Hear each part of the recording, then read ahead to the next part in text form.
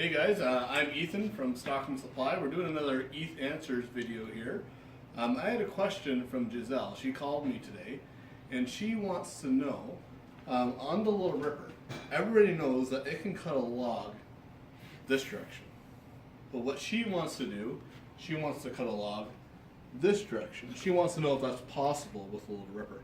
And it is. There's a couple different ways that we can do it. I'm going to take this log out. And the one way that you can do it, you can use a Little Ripper just like it sits right there, and you can hold a little log, nothing too big. You're not going to want to do anything over about 4 inches would be the max, and even 10 inches long is getting pretty long. So this right here is probably a little longer than it should be, but it'll work for what we're doing.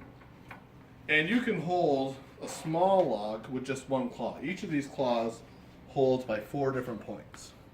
So if I wanted to cut that, I could, and I'll do that right here. If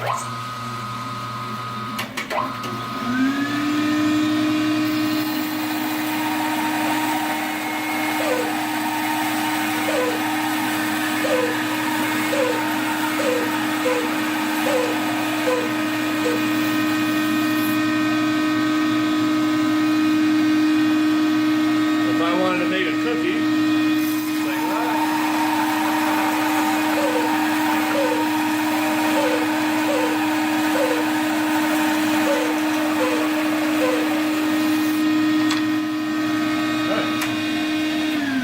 now that's all fine and dandy, but what I made right there really isn't something that guys are really challenged by right now.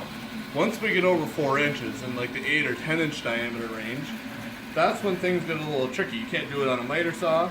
Bandsaw is the only option, but how do you hold it? Now this Little Ripper, the way it sits, rides this direction. But what we have, for the bottom of the Little Ripper, we have an attachment called the angle base.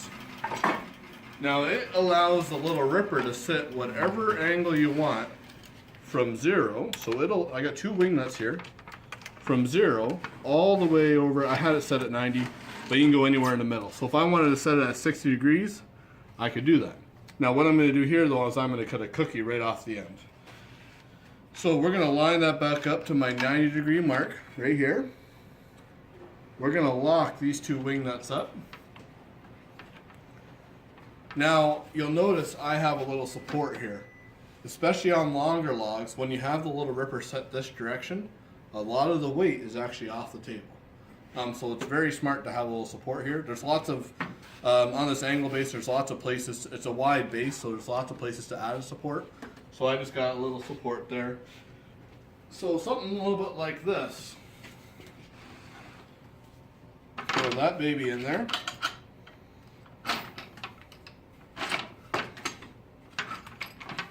And really, you could have as much log sticking out here as you want. I've already got this cut on a 45-degree angle. We're just going to ignore that. We're going to set this up here. And we'll lock my claws. And we'll lock my claws here. So the first cut that I'm going to make, basically what I'm going to do is I'm going to true up the edge here. So I'm just going to take a sliver off the outside. Then I'll make another cut and we'll make a bigger cookie. Alright, we'll go ahead here.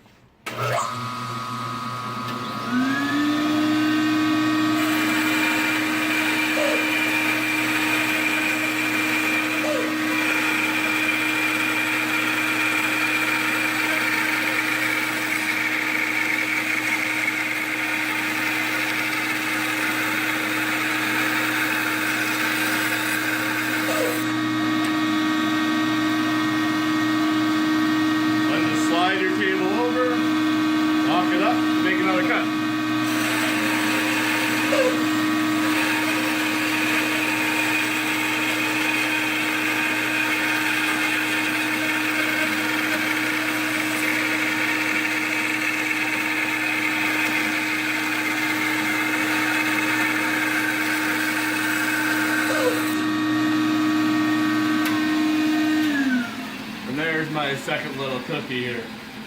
Now you'll notice when I was cutting there, it had a little bit of a chatter to it. One thing you're going to want to make sure of is underneath here, make sure you're not sitting on top of sawdust. I should have cleaned that off beforehand, but I didn't. So that's why it was got a little rattle to it there. But yeah, you can definitely do cookies like that. Basically, your limit is how big it can hold with the little ripper. Right now, my limit is about 7 inches. If I had a height extension, like this one here, it'll go a lot taller, so your limit will be about 14-inch diameter. But you are going to want to make sure, when you are cutting logs, you do have a support over here, because especially when they get longer, they get very heavy over top of, not the table.